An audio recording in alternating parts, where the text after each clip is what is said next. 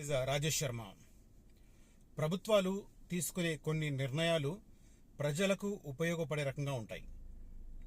కొన్ని నిర్ణయాలు ఉపయోగపడే రకంగా ఉన్నట్టు అనిపిస్తూనే కొత్త సమస్యలు తెచ్చిపెడుతుంటాయి, ప్రజలను ఇబ్బంది గురి చేస్తుంటాయి.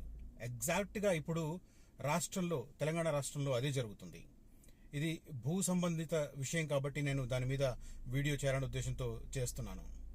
మనందరికీ తెలుసు, రిజిస్ట్రేషన్ల పర్వంలో, రిజిస్ట్రేషన్ల శాఖలో ఒక విప్లవాత్మకమైన మార్పు తీసుకొచ్చే రకంగా రేవంత్ రెడ్డి గారి ప్రభుత్వం ఒక కొత్త విధానాన్ని ఇటీవల ప్రయోగాత్మకంగా అంటే ట్రయల్ బేస్లో కొన్ని సెంటర్స్లో స్టార్ట్ చేసింది. ఆ తర్వాత ఇప్పుడు జూన్ 2వ తేదీ నుంచి రాష్ట్ర వ్యాప్తంగా దాన్ని ఎక్స్పాండ్ చేయబోతోంది. దాదాపు రాష్ట్ర వ్యాప్తంగా దాన్ని ఇంప్లిమెంట్ చేయడానికి రంగం సిద్ధమవుతోంది. కానీ ఈ ట్రయల్ బేస్డ్లోనే కొన్ని విచిత్రమైన, ఇంకా చిత్రాతిచిత్రమైన సమస్యలు ఎదురైనాయి. ఇప్పుడు మరి వాటిని అధిగమించిన తర్వాత దీన్ని రాష్ట్ర వ్యాప్తంగా ఫుల్ ఫ్లెడ్జ్డ్గా ప్రవేశపెడతారా, లేకపోతే అదే రకంగా తూతూ మంత్రంగా అలా కానిచ్చేస్తారా అనేది ఇప్పుడు చర్చనీయాంశంగా మారింది. ఏంటా విషయం అనుకుంటున్నారా? ఏంటా కొత్త విధానం అనుకుంటున్నారా? ఏంటా ట్రయల్ బేస్ అనుకుంటున్నారా? ఏ విధానాన్ని జూన్ 2 నుంచి రాష్ట్ర వ్యాప్తంగా ప్రవేశపెట్టాలని అనుకుంటుంది ప్రభుత్వం అనుకుంటారా? Yes, coming to the point start చేసే ముందు, శ్రీశైలం రూట్, అదే రకంగా ఫ్యూచర్ సిటీతో పాటు మహేశ్వరం ఏరియాలో ఎవరైనా ఇన్వెస్ట్ చేయాలనుకుంటే ప్యూర్లీ ఇన్వెస్ట్మెంట్ పర్పస్, మీరు ఇల్లు కట్టుకోవడానికి ఇమ్మీడియట్గా ఉంటారా లేదా అనేది నేను చెప్పదలుచుకోలేదు. ఎందుకంటే అక్కడ ఉండే పరిస్థితులు, వచ్చే 2-3 సంవత్సరాల్లో అక్కడ రాబోయే డెవలప్మెంటల్ యాక్టివిటీస్ వాటి ఆధారంగా ఉంటుంది. బట్ నేను మాత్రం ప్యూర్లీ ఇన్వెస్ట్మెంట్ అనే యాంగిల్లోనే మిమ్మల్ని ఎంకరేజ్ చేస్తున్నాను. ఆ ఏరియాలో ఫ్యూచర్ సిటీలో కొత్త వెంచర్స్ కూడా వచ్చాయి, పాత వెంచర్లు ఉన్నాయి. అదే రకంగా శ్రీశైలం హైవే మీద కొత్త వెంచర్లు వచ్చాయి, పాత వెంచర్లు కూడా ఉన్నాయి. దాంతోపాటు మహేశ్వరం దగ్గర HMDA వెంచర్ వచ్చింది. సో వీటికి సంబంధించిన డీటెయిల్స్ ఎవరైనా తెలుసుకోవాలనుకుంటే కనిపిస్తున్న నెంబర్లో నన్ను కాంటాక్ట్ చేయండి. ఇక తెలంగాణ వ్యాప్తంగా ఈ రిజిస్ట్రేషన్ల శాఖకు సంబంధించి ఒక కొత్త విధానాన్ని ప్రారంభించాలి. ప్రధానంగా ఈ ఏజెంట్ల పాత్రను, ఈ డాక్యుమెంట్ రైటర్ల రూపంలో ఏర్పాటైన ఈ ఏజెంట్లను నివారించాలనే ఉద్దేశంతో స్లాట్ విధానాన్ని రాష్ట్ర ప్రభుత్వం ప్రతిపాదించింది. మొదట్లో కొన్ని 10 SRO ఆఫీసులలో, ఆ తర్వాత 22 SRO ఆఫీసులలో, అట్లా 3 విడతలుగా దాదాపు 48 సబ్ రిజిస్టర్ ఆఫీసులో రాష్ట్ర వ్యాప్తంగా దీన్ని ట్రయల్ బేస్డ్లో ఇప్పుడు నడిపిస్తున్నారు. చాలా చోట్ల సక్సెస్ అయిందంటున్నారు, చాలా చోట్ల కొత్త సమస్యలు వచ్చాయంటున్నారు. ఇప్పుడు లేటెస్ట్గా జూన్ 2వ తేదీ నుంచి రాష్ట్ర వ్యాప్తంగా కూడా ఈ రిజిస్ట్రేషన్ల శాఖలో, సబ్ రిజిస్టర్ ఆఫీసులో స్లాట్ సిస్టమ్ను ప్రవేశపెట్టడం ద్వారా రోజుకు మినిమం 48 స్లాట్లను ఇవ్వాలని చెప్పి ప్రతిపాదన తీసుకొచ్చారు. అంటే 20 నిమిషాలు నుంచి 30 నిమిషాలకు ఒక రిజిస్ట్రేషన్ పూర్తయ్యే రకంగా ప్రాసెస్ చేసి ఫాస్ట్గా చేసే రకంగా చేస్తున్నారు. దానికి కూడా ఈ తంబ్ ఆధార్, ఈ ఆధార్ కూడా లింక్ చేయడం ద్వారా ఇంకొద్దిగా ఫాస్ట్గా ప్రాసెసింగ్ చేయాలని చెప్పి తలపెట్టారు. కానీ ఇక్కడ జరిగింది ఏంటంటే, అసలే మన ఆఫీసుల్లో ఎప్పుడో 15-20 ఏళ్ల కింద కొన్న సిస్టమ్స్ అవి ఇప్పుడు ఎట్లా ఉంటుందంటే, వైర్ కెపాసిటీ పెంచినా కూడా తట్టుకునే ఆ వర్క్ చేసే సిస్టమ్ దానికి అనుగుణంగా లేకపోతే ఉపయోగమే ఉంది. ఎట్లయితే ఇప్పుడు మనం 3G మాత్రమే ఉండే మొబైల్ ఫోన్లో 5G సిమ్ వేసుకుంటూ ఉపయోగం ఏముంది? అట్లా తయారైంది ఎగ్జాక్ట్లీ పరిస్థితి. ఇప్పుడు రిజిస్టర్ ఆఫీస్లో ఎన్ని సమస్యలు అంటే, ట్రయల్ బేస్డ్గా చూసిన కొన్నిలో ఆదిలోనే హంసపాదం చూస్తున్నాం. రిజిస్ట్రేషన్లో విపరీతమైన జాప్యం. ఈ స్లాట్ సిస్టమ్ని ఎక్కడైతే ప్రవేశపెట్టారో అక్కడ ఎదురవుతున్న సమస్య. తర్వాత స్లాట్ బుకింగ్కు సంబంధించి కూడా మామూలుగా రిజిస్ట్రేషన్ చేసుకుందామన్న వారికి అవగాహన ఉండదు. సో మళ్ళీ ఎవరి మీద డిపెండ్ అవ్వాలి? డాక్యుమెంట్ రైటర్ల మీదనే డిపెండ్ అవ్వాలి. ఎవరి జోక్యాన్ని నివారించడానికి స్లాట్ సిస్టమ్ను ప్రవేశపెట్టాలని ప్రభుత్వం ప్రతిపాదించిందో వాళ్ళ ద్వారానే ఈ స్లాట్ బుకింగ్స్ జరుగుతున్నాయి ఇప్పుడు. ఎందుకంటే స్లాట్ ఎలా బుక్ చేసుకోవాలో జనాలకు తెలియదు. ఇప్పుడు ఏ సిస్టమ్ అయినా జనాల్లో ఒక అవగాహన కల్పించిన తర్వాత దానికి అనుగుణంగా కొత్త విధానాన్ని ప్రవేశపెడితే అది సక్సెస్ఫుల్గా అవుతుంది. కానీ జనాలకు అవగాహన లేదు స్లాట్ బుక్ చేసుకోవడానికి. బట్ ఇంప్లిమెంటేషన్ స్టార్ట్ చేశారు. డాక్యుమెంట్ రైటర్లకు సంబంధించి ఏ పని కాదు, నేను చెప్తున్నా కదా. ఇప్పుడు RTA కూడా మనం వెహికల్ రిజిస్ట్రేషన్ కానీ దానికి సంబంధించి డ్రైవింగ్ లైసెన్స్ కానీ వెళితే ఏజెంట్ లేని పని జరగదు అక్కడ. ఎందుకంటే ఎవరిని కలవాలి? హెల్ప్ డెస్క్లు పెడతారు, హెల్ప్ డెస్క్లో ఎవరు కూర్చోడు. ఇప్పుడు హెల్ప్ డెస్క్ ఉందనుకోండి, పోయి మనం వాళ్ళని అడుగుతాం. హెల్ప్ డెస్క్లో ఎవరో ఒక అటెండర్నో ఎవరినో పెడతారు, 4th క్లాస్ ఎంప్లాయీని పెడతారు. ఇంకా కొన్ని చోట్ల స్వీపర్లను పెడుతున్నారు. కొన్ని RTA ఆఫీసులో నేను కళ్ళారు చూసాను. వాళ్ళు ఏంటంటే ఏ పేపర్ కావాలంటే ఆ పేపర్ తీస్తారు అంతే. అలాగే ఏది తెలియదు. డ్రైవింగ్ లైసెన్స్ అంటే ఒక పేపర్ తీస్తారు, రిజిస్ట్రేషన్ అంటే ఒక పేపర్ తీస్తారు అంతే. బట్ ఎక్కడ ఎవరిని కలవాలి, స్టెప్ బై స్టెప్ ఏం చేయాలి, అది ఎక్స్ప్లెనేషన్ ఉండదు అక్కడ. దానికోసం మళ్ళీ ఏజెంట్ల మీద ఆధారపడాలి. ఇప్పుడు కొత్త బండి కొంటాం, కొత్త బండి కొనగానే వాడు టీఆర్ కలిపి ఇంత ఛార్జ్ చేస్తాడు షోరూమ్ వాడే పలానా నంబర్ ఇస్తాడు, కాంటాక్ట్ ఉంటాడు, వాడు ఇంత డబ్బులు తీసుకుంటారు, చేసేస్తాడు. మనకు కూడా బతకం ఎలా వచ్చిందంటే వాడు సరిగ్గా టైంకి రమ్మంటాడు, ఆ సరిగ్గా విండో దగ్గరికి వస్తాం, ఫోటో దిగుతాం, సంతకం పెడతాం, పోతాం. అలా కావాలి మనకు కూడా. ఎంక్వైరీ చేసి ఈ మధ్య దళారులను నివారిద్దాం అనే ప్రశ్న ఉండనే ఉండదు. సో ఇప్పుడు ఇంకొక పెద్ద సమస్య, ఇందాక ఏం చెప్పాను చూడండి, 5G సిమ్ తీసుకున్నాం, బట్ మీరు వాడుతున్న మొబైల్ పీస్ మాత్రం అది 3G supporting are 4G supporting ఉంది. 5G సిమ్ తీసుకొని లాభం ఏంది? సో సిస్టమ్స్ కూడా అంతే. ఇప్పుడు పాత కంప్యూటర్లనే ఈ సబ్ రిజిస్టర్ ఆఫీసులలో వాడుతున్నారు. దానివల్ల ఈ స్లాట్ సిస్టంలో ఫర్ ఎగ్జాంపుల్ నేను 10:30 స్లాట్ బుక్ చేసుకున్నాను, 10:30 నుంచి 11 దాకా ఆ సిస్టమ్ మొరాయించింది. 11 గంటలకున్న వాడు వచ్చేస్తాడు, ఆ స్లాట్ వాడు వస్తాడు, వీడి ఇక్కడ వెయిట్ చేస్తుంటాడు.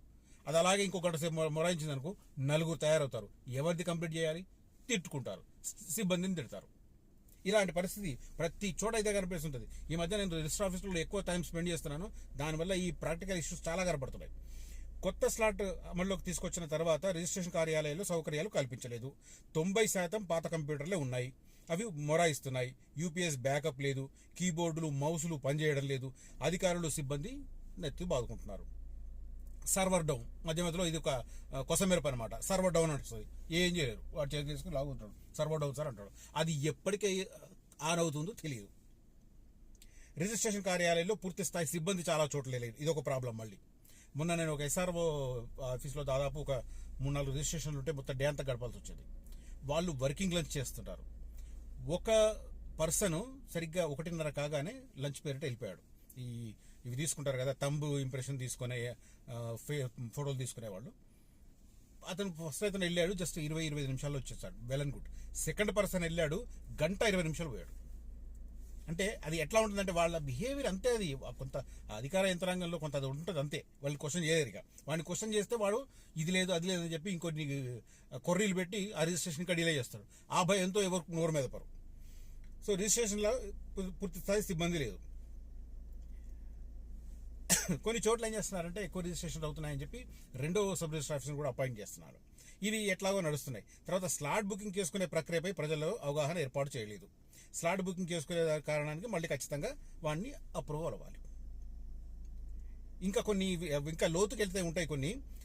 జీపీఏ క్యాన్సిల్ చేసుకునే సేవలు స్లాట్లో పెట్టలేదు. మరి జీపీఏ క్యాన్సిల్ చేసుకునే వాళ్ళు ఎట్లా రిజిస్ట్రేషన్ అప్రోచ్ అవ్వాలి? తర్వాత వీలునామా మ్యారేజ్ సర్టిఫికెట్లకు స్లాట్లో ఒక ఫీజు, కార్యాలయంలో డైరెక్ట్ ఫీజు చూస్తే ఇంకో రకం ఉంది. అంటే మనం మామూలుగా ఫీజు స్లాట్ బుకింగ్ చేసినప్పుడు ఫీజు కడతాం కదా, సిస్టంలో ఒకటి కనిపిస్తుంది, మనం డైరెక్ట్గా SRO ఆఫీస్కి వెళ్తే అక్కడ ఇంకో ఫీజు కనపడుతుంది. ఇది కన్ఫ్యూజన్. క్లారిఫికేషన్ అడిగితే ఎవరు చెప్పేవాళ్ళు లేడు. SRO దగ్గరికి రీచ్ కానే పరిస్థితి లేదు, ఎందుకంటే వాళ్ళకు జ్యుడిషియల్ పవర్స్ ఉంటాయి. అక్కడికి పోయి ఏమైనా ఎక్కువ తక్కువ చేస్తే అయిపోతుంది. సో ఇట్లా నిజానికి విధానం మంచిది.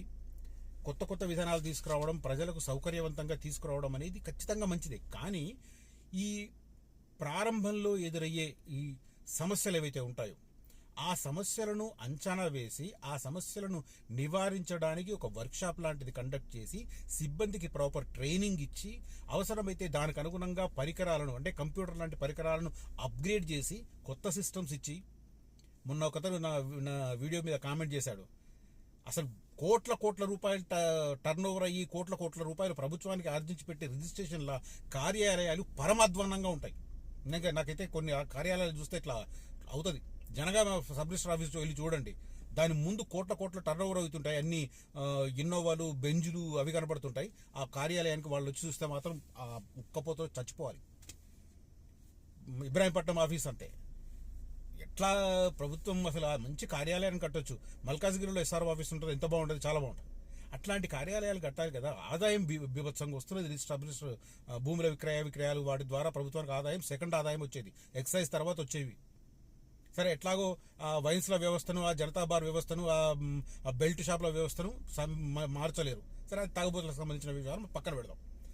బట్ ఇది ప్రభుత్వానికి ఆదాయం తెచ్చిపెట్టేది. అక్కడికి వచ్చేవాళ్ళు కూడా కోట్ల రూపాయలు టర్న్ ఓవర్ చేసేవాళ్ళు, కొంతమంది సొంతింటి కళను నెరవేర్చుకోవాలనే మధ్యతరగతి వాళ్ళు, కొంతమంది విక్రయించుకునే వాళ్ళు, కొంతమంది కొనేవాళ్ళు. ఇట్లాంటి వ్యక్తులు వస్తున్నప్పుడు కొంత వారికి ఒక వెయిటింగ్ హాలు, అదే రకంగా మెయిన్ ప్లేస్కు కొంత ఫ్లెక్సిబుల్గా ఉండే ప్లేసు, కొంత గాలి ధారాళంగా వచ్చే, కిటికీలు ధారాళంగా వచ్చే ఒక మంచి ఓపెన్ స్పేస్ ఏమీ ఉండవు, పరమదరిద్రంగా ఉంటాయి. సరే, అది ప్రభుత్వం సంబంధించిన ఇష్టం, అది వేరే విషయం అనుకోండి. బట్ ఇప్పుడు కొత్త విధానాన్ని, స్లాట్ విధానాన్ని ప్రవేశపెడుతున్నప్పుడు దానికి అనుగుణంగా సిస్టమ్స్ను అప్గ్రేడ్ చేయడము, కొత్త కంప్యూటర్లు తీసుకురావడము, అదే రకంగా దళారుల వ్యవస్థను పక్కన పెట్టడానికి ఒక హెల్ప్ డెస్క్ పెట్టడము, ఆ హెల్ప్ డెస్క్ ద్వారా ఎలా స్లాట్ బుక్ చేసుకోవాలి, ఆ టైంకు ఏమేమి దస్తావేజులు, ఏ రకమైన సర్వీస్ కోసం సిద్ధం చేసుకోవాలి, అవసరమైతే సెట్ తీసుకురావాలా, లేకపోతే కొత్త ఒరిజినల్ తీసుకురావాల్సి ఉంటుందా, జిరాక్స్తో సరిపోతుందా, ఏవి ఒరిజినల్గా అవసరం ఉంటాయి, ఏవి జిరాక్సులతో సరిపెట్టుకోవచ్చు, ఇలాంటివి సమాచారాన్ని అందజేసే ఒక హెల్ప్ డెస్క్ పెట్టి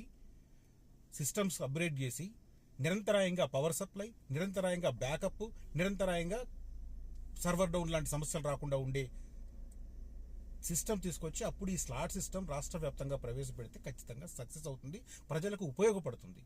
బట్ ఆ బ్యాకప్ లేకుండా లాంచ్ చూడాలి. ఇప్పుడు మరి జూన్ 2 నుంచి రాష్ట్ర వ్యాప్తంగా అమలు చేస్తే ఇంకెంత సమస్య ఉంటుంది. ఎందుకంటే ఇప్పుడు ప్రయోగాత్మకంగా కొన్ని చోట్ల ఈ స్లాట్ సిస్టమ్ని ఇంప్లిమెంట్ చేస్తేనే ఇన్ని సమస్యలు ఎదురవుతున్నాయి. అప్పుడు రాష్ట్ర వ్యాప్తంగా ఈ సర్వర్లు అన్నింటికి సంబంధించి ఒకేసారి వినియోగానికి తీసుకొస్తే సర్వర్ పరిస్థితి ఏంటి, ఒకసారి పేలిపోద్దేమో.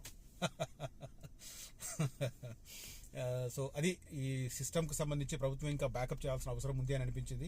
ఈ సమాచారాన్ని మీకు అందించే ఉద్దేశంతో నేను ఈ వీడియో చేశాను. ఈ వీడియో కంటెంట్, నా కామెంట్స్, నా అనాలిసిస్, అదే రకంగా నా సిఫార్సు నచ్చితే ఈ వీడియోను లైక్ చేయండి, షేర్ చేయండి. అదే రకంగా హైదరాబాద్ చుట్టుపక్కల ఎక్కడన్నా ఇన్వెస్ట్ చేయాలనుకుంటే మాత్రం కనిపిస్తున్న నెంబర్లో నన్ను కాంటాక్ట్ చేయమని రిక్వెస్ట్ చేస్తున్నాను. Thank you for watching this video. Signing off Rajesh Sharma.